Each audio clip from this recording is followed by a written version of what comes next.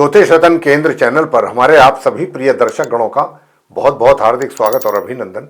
मेरे प्रिय साथियों, मैं हूं आचार्य पंडित सर्वदानंद शर्मा। मेरी ओर से भी हमारे आप सभी प्रिय दर्शक गणों को एक बार फिर बहुत बहुत प्यार भरा नमस्कार। तो साथियों, आज जिस विषय पर मैं आपके साथ बात करूंगा वो विषय है मासिक राशिफल या फिर कहें मंथली राशिफल, जो कि मार्च 2026 का है। और इस मार्च 2026 के मंथली राशिफल के माध्यम से इस चर्चा के दौरान हम ये जानने की कोशिश करेंगे कि जो आप हमारे कुंभ लग्न राशि के जातक हैं, यानी कि जिनका एक्वेरियस असेंडेंट बनता है, उनके लिए ये मार्च 2026 कैसा जाने वाला है, किस प्रकार के रिजल्ट्स आप कुंभ लग्न राशि के जातकों को मिलने जा रहे हैं, कितने शुभ रिजल्ट्स, कितने अशुभ परिणाम। और साथियों, ये सब डिपेंड करता है ग्रहों की स्थिति पर। गोचर में जो स्थिति है ग्रहों की, कितना शुभ है आपके लिए, कितनी अशुभ है। अब 9 ग्रह हैं तो 9 के 9 ग्रह तो शुभ होंगे नहीं, 9 के 9 ग्रह अशुभ भी नहीं होंगे। कुछ ग्रह शुभ होंगे जो अच्छा परिणाम देंगे, कुछ अशुभ होंगे जो अशुभ परिणाम देंगे। तो यहां पर हम जो ग्रहों की स्थिति से आपको अवगत कराते हैं कि भाई मार्च की बात कर रहे हैं राशिफल की, तो मार्च में ग्रहों की स्थिति गोचर में जैसी रहने वाली है, कैसी रहने वाली है, वो इसके पीछे एक ही उद्देश्य होता है हमारा। वो ये होता है कि ताकि हमारे जो जातक हैं, आप दर्शक गण हैं, उनको ये बात का पता लग जाए, उनको इस बात का एहसास हो जाए कि भाई 9 ग्रहों में कौन सा ऐसा ग्रह है कि जो मेरे लिए अशुभ परिणाम देने जा रहा है। तो हम जो आपको अंत में उपाय देते हैं, जो रेमेडीज देते हैं एस्ट्रोलॉजिकली, वो वही देते हैं जो अशुभ ग्रह होते हैं, ताकि आपके जीवन से अशुभ ग्रहों का प्रभाव समाप्त हो और आपका जीवन सुख में और शांतिपूर्ण ढंग से आप अपना व्यतीत करें। तो यही एक उद्देश्य है और दूसरा कोई उद्देश्य नहीं होता। और बस शर्त इतनी है कि उपायों को करने के लिए श्रद्धा भाव होना चाहिए, मन में भक्ति भाव होना चाहिए और स्वार्थ नहीं होना चाहिए। साथ ही नियमित रूप से करें। बस ना आपको पैसे का कोई ज़्यादा खर्च का कोई चक्कर है, ना कोई समय आपके लिए आपको ज़्यादा चाहिए। बस निष्ठा, श्रद्धा भाव, भक्ति भाव और नियमित रूप से करना है। छोटे छोटे से उपाय हैं और फिर देखिए आपको कितने सुंदर परिणामों की प्राप्ति होती है। तो साथियों, सबसे पहले हम बात करेंगे ग्रहों की स्थिति को लेकर के। ठीक मेरे पीछे चार्ट डिस्प्ले हो रहा है, ये आप कुंभ लग्न राशि के जातकों का चार्ट है। और इस चार्ट में जो हमने ग्रहों की स्थिति को दिखाया है, दर्शाया है, वो बहुत स्पष्ट रूप से दर्शाया है। कौन सा ग्रह किस ग्रह के साथ अपने संबंध बना करके किस राशि में और किस हाउस में बैठा है। बात साथ ही ये भी आपको बताना चाहेंगे कि देखिए कब वो अपना राशि परिवर्तन करेगा। कोई भी ग्रह जो करता है, और राशि परिवर्तन का मतलब होता है कि बहुत ही बड़ी ज्योतिषीय घटना, क्योंकि जब कोई भी ग्रह अपना राशि परिवर्तन करता है, बड़ा ग्रह, तो उसके रिजल्ट्स उसके साथ साथ बदल जाते हैं, अकॉर्डिंगली चेंज हो जाते हैं। तो इसीलिए अलग से हम जब भी किसी ग्रह का राशि परिवर्तन होता है तो उस पर हम एक अलग वीडियो बना करके आप तक पहुंचाते हैं कि भाई ये जो राशि परिवर्तन हुआ है इसका 12 राशियों पर ये क्या प्रभाव छोड़ने वाला है, 12 राशियों के जातकों पर। तो साथियों, ये सारी जानकारी बहुत सूक्ष्म तरीके से आपको देंगे और बहुत ही सरल तरीके से आपको समझाएंगे, बताएंगे। तो सबसे पहले मैं बताना चाहूंगा कि देखिए चार्ट में जहां पर 11 नंबर लिखा हुआ है, ये कुंभ राशि कहलाती है। लगन भाव है, फर्स्ट हाउस है चार्ट का, लगन चार्ट का। और यहां पर ये कुंभ राशि, मैंने कहा, इसके स्वामी है शनिदेव। और शनिदेव के घर में 4 ग्रह बैठे हुए हैं राशि में। सूर्य है, मंगल है, बुध है और राहु है। कहने को तो हम देख रहे हैं चतुर्ग्रही योग बना हुआ है, 4 ग्रह एक साथ संबंध बना करके बैठे हैं। लेकिन कितना ये शुभ परिणाम देंगे, कितना अशुभ देंगे, ये तो मैं बताऊंगा चर्चा के दौरान। क्योंकि सूर्य मंगल आपस में तो चलिए मित्र हैं, लेकिन सूर्य मंगल राहु के शत्रु हैं और मंगल राहु और बुध दोनों के ही शत्रु हैं। साथ में बुध को भी शत्रु मानते हैं मंगल। तो ये वाली जो स्थिति है, इसके कारण कितने अच्छे और कितने अशुभ परिणाम प्राप्त होंगे जातकों को कुंभ लग्न राशि के, और किस रूप में होंगे, ये तो अब चर्चा का विषय है। तो मैं बता ये रहा था आपको कि सूर्य और मंगल बुध राहु यहाँ 4 ग्रह एक साथ बैठे हैं, जिसमें कि सूर्य मार्च के महीने के आरंभ से यहाँ बने हुए हैं। मार्च के महीने के आरंभ से सूर्यदेव यहाँ बने हुए हैं और 14 मार्च तक ये यहाँ रहेंगे। 14 मार्च तक रहने के बाद 14 मार्च को ये यहाँ से निकलेंगे, राशि परिवर्तन करेंगे। अपनी शत्रु राशि है ये इनकी, क्योंकि शनि पुत्र हैं, लेकिन पुत्र के साथ इनका आपसी जो व्यवहार है वो शत्रुतापूर्ण है। तो इसीलिए मैं कह रहा हूँ कि सूर्य अपनी शत्रु राशि कुंभ में है, लगन भाव में। लेकिन यहाँ से ये निकलेंगे और निकलेंगे 14 मार्च को। और कहाँ जाएंगे? अगले घर में, जहाँ 12 नंबर लिखा है। 12 का मतलब है मीन राशि। मीन राशि के लॉर्ड गुरु बृहस्पति हैं, जो कि सूर्य के परम मित्र हैं। तो सूर्य शत्रु राशि से निकल करके और अपने मित्र के घर में, मित्र की राशि में, सेकंड हाउस में, मीन राशि में प्रवेश करेंगे और माह के अंत तक वहां बने रहेंगे फिर। लेकिन यहां तक तो अच्छा है। इसके बाद क्योंकि शुक्र शनि वहां पहले से ही मौजूद है मीन राशि में, आपस में मित्र हैं एक दूसरे के, लेकिन सूर्य के वो परम शत्रु हैं दोनों ग्रह, और सूर्य भी उन दोनों ग्रहों के शत्रु हैं। तो कहने को तो वहां सूर्य के जाने पर त्रिग्रही योग बनेगा, लेकिन ये त्रिग्रही योग कितना शुभ होगा और कितना अशुभ होगा ये तो हम अभी चर्चा के दौरान करेंगे जिक्र इसका। और बात करेंगे आगे फिर मंगल को लेके। मंगल कहने को तो अब जहां पर आप उनको बैठे हुए देख रहे हैं लगन भाव में, कुंभ राशि में, उनकी ये सम राशि है, ना शत्रु है ना मित्र राशि है। ये यहीं पर रहेंगे पूरे माह, लेकिन माह के आरंभ से मार्च के ये मार्गी और अस्तवस्था में रहेंगे। हालांकि इनकी जो अस्तवस्था है वो 26 मार्च को समाप्त हो जाएगी, पूर्व में ये उदय हो जाएंगे। तो ये फिर मार्गी और उदित दोनों कहलाएंगे 26 मार्च से। बात बुध की कर लेते हैं कि बुध जो है वो भी इसी राशि में ही रहेंगे, वो भी राशि परिवर्तन नहीं कर रहे हैं इस माह, और ये उनकी सम राशि है शनि की, कुंभ राशि। और इस राशि में रहते हुए ये आरंभ से माह के मार्च के अस्त भी होंगे और वक्री भी होंगे। बहुत स्थिति खराब है बुध की मार्च के आरंभ से ही इस राशि में। और ये फिर 14 मार्च को उदित होंगे, उदय होंगे पूर्व में, और 20 मार्च को ये फिर मार्गी भी होंगे। यानी कि 20 मार्च तक जाकर के इनकी स्थिति में सुधार होता हुआ दिख रहा है। 20 मार्च तक जो स्थिति है बुध की तरफ से, उसमें कुछ ना कुछ नेगेटिव रिजल्ट्स मिलने की संभावना बन रही है, वो बताएंगे चर्चा के दौरान आपको। साथियों, आगे बात करते हैं राहु को लेकर के। राहु जो है यहाँ पर बैठे हुए हैं कुंभ राशि में लगन भाव में।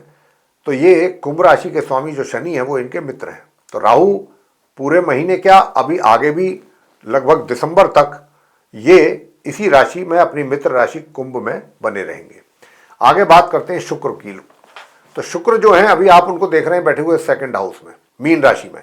मीन राशि इनकी उच्च राशि है, तो यहां पर ये उच्च राशि में बने हुए हैं शुक्र, और ये माह के आरंभ से मार्गी भी हैं, उदित भी हैं, अच्छी पोजीशन में है, उच्च भी है, बहुत अच्छी पोजीशन है। और साथ में मित्र ग्रह शनि के साथ बैठे हुए हैं सेकंड हाउस में। और यहां पर इनकी ये युति 25 मार्च तक रहेगी। 25 मार्च को ये मार्गी उदित अवस्था में राशि परिवर्तन करते हुए निकल करके अगले घर में जाएंगे जहां 1 नंबर लिखा है, तृतीय भाव, थर्ड हाउस, और मेष राशि, उसके स्वामी मंगल। तो शुक्र की वो समराशि है, ना शत्रु राशि है ना मित्र। तो शुक्र का प्रवेश 25 मार्च को थर्ड हाउस में मेष राशि में हो जाएगा अपनी समराशि में, और माह के अंत तक शुक्र वहां बने रहेंगे। अब आगे बात कर लेते हैं शनि की। शनि भी कहने को तो राशि परिवर्तन नहीं करेंगे, जहां पर आप उनको अभी बैठे हुए देख रहे हैं सेकंड हाउस में मीन राशि में बने रहेंगे। हालांकि ये मीन राशि उनकी सम राशि है, ना शत्रु राशि है ना मित्र। और ये माह के आरंभ से यानी कि 1 मार्च से 8 मार्च तक तो ये मार्गी भी रहेंगे, उदित भी रहेंगे। मगर 8 मार्च को ये अस्त हो रहे हैं शनि पश्चिम में, और फिर ये पूरे महीने मार्गी और अस्त अवस्था में ही इस राशि में, इस घर में बने रहेंगे। क्योंकि अस्थि इसलिए हो रहे हैं क्योंकि जो भी ग्रह सूर्य के नजदीक आता है एक निश्चित डिग्री पे आकर के वो अस्त हो जाता है, और अस्त ग्रह जो होता है वो प्रभावहीन माना जाता है। कितना ही वो राजयोग क्यों ना बना ले, उसके दुष्प्रभाव जीवन में जातक के मिलने तय हैं। तो ये शनि की स्थिति रहेगी। तो शनि की स्थिति भी मैं कहूंगा कि कमजोर हो रही है, वीक हो रही है 8 मार्च से। 8 तक तो ठीक है स्थिति, 8 के बाद से जो कमजोर हो रही है। बात करेंगे आगे अब बृहस्पति की, जहां पर 3 नंबर लिखा है, ये मिथुन राशि है बुध की। हालांकि बृहस्पति यहाँ बैठे हुए पंचम भाव है ये, तो ये उनकी शत्रु राशि है। बृहस्पति जो है बुध को शत्रु मानते हैं, और बृहस्पति जो है माह के आरंभ से वक्री स्थिति में उल्टी चाल चल रहे हैं और उदित अवस्था में है, अस्त नहीं है। लेकिन 11 मार्च को ये मार्गी हो जाएंगे, मार्गी सीधी चाल चलना आरंभ करेंगे, और उस दिन से बृहस्पति की अपनी पोजीशन काफी अच्छी और बेहतर होगी। बस फर्क इतना होगा कि शत्रु के घर में होंगे। बात आगे अंत में करेंगे केतु की, जहां पर 5 नंबर लिखा हुआ है, सप्तम भाव है, सिंह राशि है, ये सूर्य की राशि है। और ये केतु यहां पर बैठे हैं सूर्य की राशि में, और सूर्य केतु और केतु सूर्य के परम शत्रु हैं। तो ये स्थिति ग्रहों की है। इसके आधार पर अब क्या परिणाम निकल करके आ रहे हैं कुंभ राशि के जातकों के लिए भिन्न भिन्न क्षेत्रों में, डिफरेंट फील्ड्स में, अब ये है चर्चा का विषय। और उसके अंत में देंगे आपको कुछ छोटे अचूक सरल आसान उपाय। तो साथियों, सबसे पहले बात करते हैं आपके करियर को लेकर। कुंभ लगन राशि के जो जातक हैं, तो मैं आपको बताना चाहूंगा कि देखिए, कुंभ लगन के जो जातक हैं, पहली बात तो ये कि शुक्र जो है कहने को तो उच्च के हैं, जहां वो फायदा देंगे वहां तो देंगे ही देंगे, लेकिन कहीं ना कहीं भाग्य के घर के भी स्वामी हैं। तो भाग्य में अवरोध पैदा करेंगे, भाग्य का सपोर्ट आपको समय पर मिलना थोड़ा मुश्किल भरा रहेगा। जो आप उम्मीद करेंगे अपने भाग्य से, वहां पर कुछ ना कुछ निराशा हाथ लगेगी। और जहां तक आपके कार्य क्षेत्र का प्रश्न है, वर्क प्लेस का सवाल है, तो वर्क प्लेस में भी अधिक और घोर परिश्रम करने के बावजूद भी जिस प्रकार के रिजल्ट्स आपको मिलने चाहिए वो नहीं मिल पाएंगे, उसमें कमी रहेगी। वैसे मैं ये भी नहीं कहूँगा कि बिल्कुल नहीं मिल पाएंगे, कि आप भाई इतनी मेहनत कर रहे हैं, कठोर परिश्रम करें और उसके बाद भी रिजल्ट ना मिले, बिल्कुल ना मिले, जीरो रिजल्ट मिले, ऐसा भी नहीं है, ऐसा भी मुमकिन नहीं है।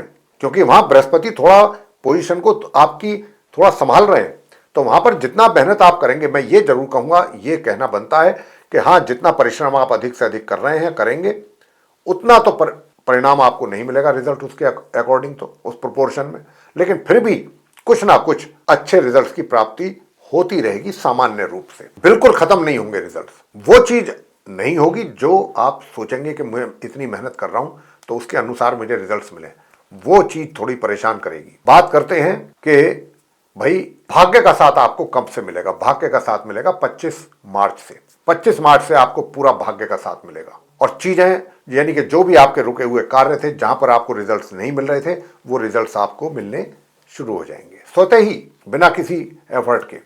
जो रिजल्ट्स आपके पेंडिंग थे, वो उनके परिणाम आपके फेवर में। बात करेंगे धन के आगमन की, तो धन का आगमन आपके लिए पूरे माह अच्छी स्थिति बनती हुई दिख रही है। आपकी अर्निंग्स को लेकर के, आपके धन के लाभ को लेकर के, मित्रों को लेकर के सबका सपोर्ट मिल रहा है आपके लिए, मित्रों का भी मिल रहा है, बड़े भाई बहनों का भी मिल रहा है, और धन का लाभ भी आपको समय समय पर हो रहा है। अर्निंग्स आपको होती रहेंगी। कुंभ लग्न राशि के जातकों के लिए धन के आगमन में रुकावट नहीं दिख रही है। और साथियों, 11 मार्च के बाद तो बहुत ही अच्छी स्थिति, मतलब धन को लेकर के रहेगी काफी, मतलब कंफर्ट जोन में रहेंगे आप, मैं ये कहना चाहता हूं। जहां तक धन के संचय का प्रश्न है, तो 1 मार्च से लेके और 8 मार्च तक का समय तो बहुत अच्छा है। पहले 8 दिन इस माह के, यूं तो 14 मार्च तक भी ठीक है, लेकिन 8 मार्च तक का समय बहुत अच्छा है। आप अपने पैसे का यानी कि कहीं अच्छा सेविंग भी कर सकते हैं और कहीं इन्वेस्ट भी कर सकते हैं, लेकिन 8 मार्च तक, जो पहले 8 दिन है महीने के, उसमें।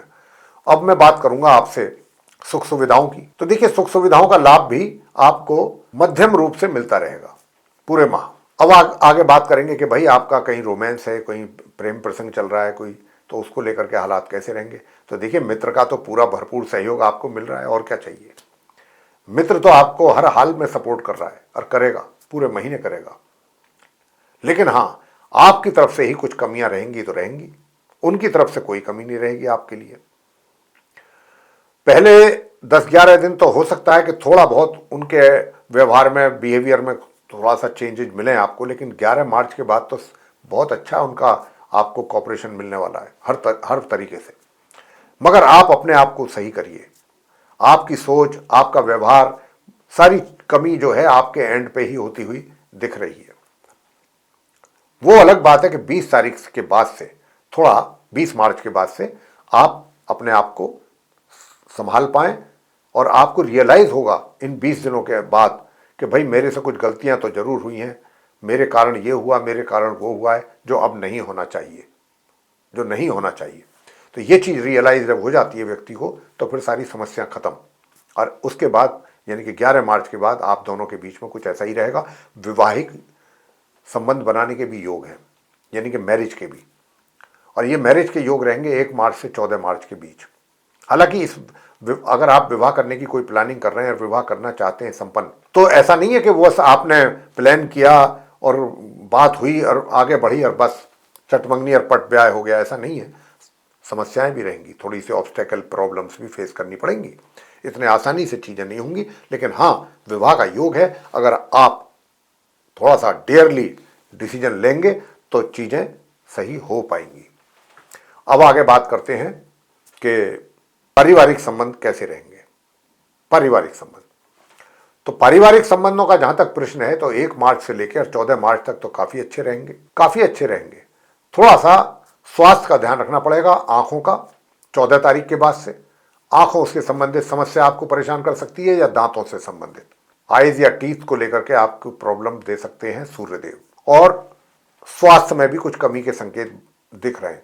कब से? 8 मार्च ऑनवर्ड्स। पारिवारिक संबंधों में उतार चढ़ाव देखने को मिलेगा, उतार चढ़ाव, विशेष तौर पे कब तक? 25 तारीख तक। उसके बाद से 25 तारीख के बाद से, यूं तो 14 तारीख से ही थोड़ा टेंशन ज्यादा हो जाएगा फैमिली मेंबर्स के साथ, लेकिन हाँ, घर के जो बड़े बुजुर्ग हैं वो कहीं ना कहीं आपको सपोर्ट करते रहेंगे किसी ना किसी रूप में, चाहे कम करें चाहे ज्यादा करें, उसमें थोड़ी कमी आ सकती है, कभी कम कभी ज्यादा। और ये मैंने पारिवारिक संबंधों की बात की। अब मैं आपकी बात करूंगा जो मैरिड लाइफ है कैसी रहेगी कुंभ लग्न राशि के जातकों की। तो मैरिड लाइफ के लिए भी बताना चाहूंगा कि 1 तारीख से लेकर 14 तारीख तक तो, हालांकि ऐसा नहीं कह रहा मैं कि आपके बीच में कुछ अनबन ना हो, आप लोग दोनों के बीच में, या कोई कहा सुनी ना हो, ऐसा तो नहीं है। लेकिन हाँ, जो भी होगा चीजें संभलती भी रहेंगी। कोई ऐसे हालात नहीं बिगड़ेंगे कि जिसको लेकर के आप बहुत परेशान हो जाएंगे कि भाई अब क्या होगा। लेकिन हाँ, ये बात मैं कहूंगा कि 14 मार्च के बाद से लेकर माह के अंत तक का जो समय है, इसमें थोड़ी सी टेंशन आपके लिए आपके वैवाहिक जीवन में बनती हुई दिख रही है। उसका आपको ध्यान रखना है कुंभ लग्न राशि के जातकों को। आपसी डिफरेंसेस रहेंगे, तालमेल में कमी रहेगी, वैचारिक मतभेद भी रहेंगे, ये चीजें रहने की संभावना अधिक है। बात करते हैं आपके अब एजुकेशन को लेकर कि जो एजुकेशन ले रहे हैं स्टूडेंट्स कुंभ लग्न राशि के, उनके हालात कैसे रहेंगे। 25 तारीख के बाद तो 25 तारीख तक तो बहुत अधिक स्ट्रगल करना पड़ेगा हायर स्टडीज वालों को और नॉर्मल एजुकेशन वालों को भी, दोनों को ही। लेकिन 25 तारीख के बाद हायर स्टडीज वाले स्टूडेंट्स को अपने पढ़ाई से संबंधित अच्छे परिणामों की प्राप्ति का भी योग है। और उधर जो नॉर्मल एजुकेशन लेने वाले हैं उनको 20 तारीख के बाद से कुछ सामान्य परिणाम प्राप्त होने शुरू होंगे। मगर 20 तारीख तक नॉर्मल एजुकेशन वालों के लिए, 25 तारीख तक हायर स्टडीज वालों को अपनी पढ़ाई पर बहुत अधिक फोकस करने की आवश्यकता है। बात करेंगे संतान की ओर से। संतान की ओर से भी माता पिता को मार्च के पहले 20 दिन तो जो भी आप मेहनत करेंगे उसका कोई खास रिजल्ट मिलने वाला नहीं है और यही माता पिता के लिए चिंता का कारण बनेगा। मगर 20 तारीख के बाद से थोड़ी स्थिति में सुधार होते हुए देखेंगे, यानी कि रिजल्ट्स कुछ बेहतर आने शुरू हो जाएंगे, अच्छे परिणाम। स्वास्थ्य की अगर मैं बात करूं, स्वास्थ्य आपका रहेगा मिला जुला, मतलब कभी 19 कभी 21, ऐसी स्थिति रहेगी। तो साथियों, अब आते हैं उपायों पर कि उपाय क्या करें। सबसे पहला उपाय तो ये कि प्रत्येक शनिवार उबले हुए चने काले आप शनिदेव के मंदिर में जाकर के चढ़ाएं, क्योंकि आपकी शनि की 7.5 भी है कुंभ राशि के जातकों की। शनिदेव के मंदिर में जाकर के वहां चढ़ाएं काले रंग के उबले हुए चने, और वहीं बैठ करके शनि चालीसा का पाठ करें और शनिदेव की प्रतिमा पर सरसों के तेल का आपने अभिषेक करना है और वहीं शनिदेव की आरती करनी है। और वो चने जो हैं आपने प्रसाद के तौर पे बांटने हैं प्रत्येक शनिवार। और दूसरा उपाय जो अब हम आपको बताने जा रहे हैं, जो आपको करना है, इस मंत्र का नियमित रूप से जाप करना है, एक माला। ओम हूम श्रीम मंगलाय नमः, ओम हूम श्रीम मंगलाय नमः, एक मंत्र है ये। इसका जाप नियमित रूप से 108 बार आप करें। और दूसरा मंत्र जो हम आपको अब बताने जा रहे हैं वो है ओम बू बुद्धाय नमः, इस मंत्र का। और अगर आप इस मंत्र का भी, बहुत आसान मंत्र है, छोटा लघु मंत्र है, अगर नहीं कर सकते हैं तो बुधवार के दिन गौ माता की सेवा करें हरा चारा खिलाते हुए, ये आपको करना। और सूर्य देव को अगर आप जल दे सकते हैं तो आपके जो वैवाहिक संबंधों को मैं कह रहा था कि थोड़ा माह के मध्य से और थोड़ी सी दिक्कतें बढ़ सकती हैं वैवाहिक जीवन में, तो उसमें सुधार होगा या वो चीज़ें ज़्यादा नहीं बिगड़ पाएंगी अगर आप सूर्य देव की पूजा अर्चना करते रहें। तो ये था आप सभी हमारे कुंभ लग्न राशि के जो जातक हैं उनका मासिक राशिफल 2026 मार्च की चर्चा। आपको ये वीडियो पसंद आया साथियों तो इसको लाइक कर दें और अधिक से अधिक मात्रा में इसको शेयर करें ताकि दूसरे लोग भी जो कुंभ लग्न राशि के जातक हैं इस जानकारी का लाभ उनको मिल पाए। और अगर अभी आप हमारे चैनल पर नए हैं तो चैनल को भी सब्सक्राइब जरूर कर लीजिएगा। और साथियों, अगर आप चाहते हैं आने वाले दिनों में जो भी वीडियोस हमारे बनेंगे एस्ट्रोलॉजी से रिलेटेड वो आप तक पहुंच जाएं भिन्न भिन्न विषयों पर, और उस जानकारी का भी आपको समय पर लाभ मिल पाए, तो फिर आप बेल आइकन प्रेस जरूर कर दें। साथियों, इसी के साथ अब हमारे आप सभी प्रिय दर्शक गणों से हम इजाज़त लेंगे इस कार्यक्रम की समाप्ति की। तो आप सभी का सहृदय बहुत बहुत धन्यवाद। जय माता दी।